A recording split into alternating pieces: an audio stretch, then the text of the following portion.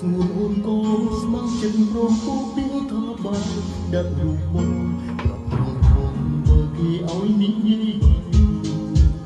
ដឹងថាគេល្អនឹងស្ងួនតែបងក៏ជាឈឺបិណ្ឌដឹងមិនលឺតែបេងដូងបងឈឺស្រស់អូនជួយញើចិត្តអូនសងខឹងរੂគ្រាន់បំដងតែទុំទូចាំថ្ងៃមួយដែលអូនមានបងជាសុខសាន្តសូមឲ្យពេលវេលាវិលត្រឡប់មកសាជាថ្មីចង់សូមឲ្យចរណៃស្រលាញ់បងម្ដងទៀតទួយកជីវិតមកបដូរសូមត្រឹមតែគុំឲ្យគ្នាសូមម្ដងទៀតស្រលាញ់គ្នាដូចដើមបានទេបងភ្លេចតែឈឺចាំណាបងភ្លេចនៅអូនស្នេហ៍គេ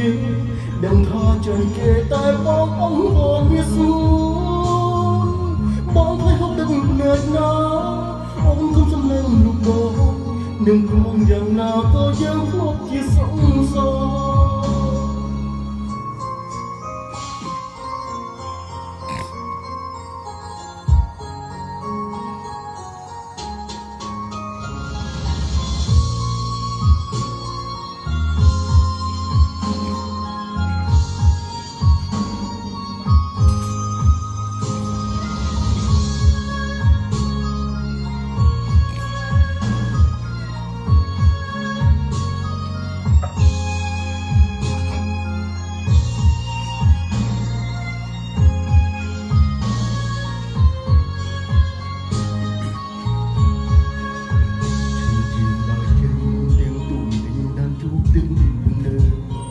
បេងដូងរស់ហើយគេមកជើយកបងពីបង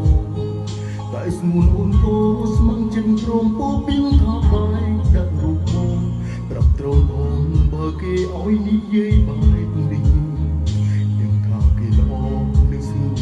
តែបងក៏ជាឈឺមិនដឹងមិនលឺតែបេងដូងបងឈឺស្រាប់អូនជុំនឿចិត្តអូនសងខឹងរੂគ្រាន់បំដងតែទុំទូយ៉ាងថ្ងៃមួយដែលអូនមានបងជាសង្សារចង់សូមឲ្យពេលវេលាវិលត្រឡប់មកសាជាថ្មី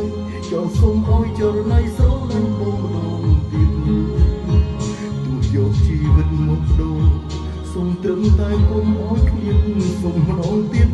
ស្រលាញ់គ្នាដូចដើមបានទេបងភ្លេចគេឈឺចាំណា